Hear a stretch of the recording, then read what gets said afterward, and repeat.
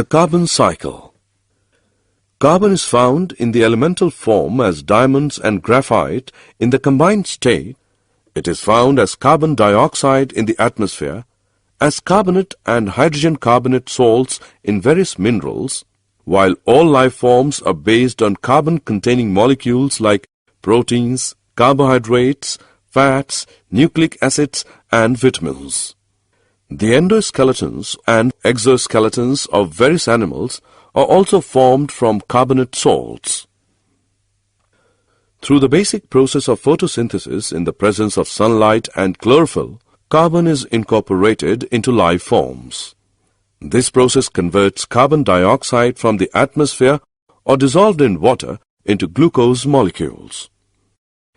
These glucose molecules are either converted into other substances or used to provide energy for the synthesis of other biologically important molecules. The utilization of glucose to provide energy to living things involves the process of respiration, in which oxygen may or may not be used to convert glucose back into carbon dioxide, which then goes back into the atmosphere. Another process that adds to the carbon dioxide in the atmosphere is the process of combustion, where fuels are burnt to provide energy for various needs like heating, cooking, transportation, and industrial processes.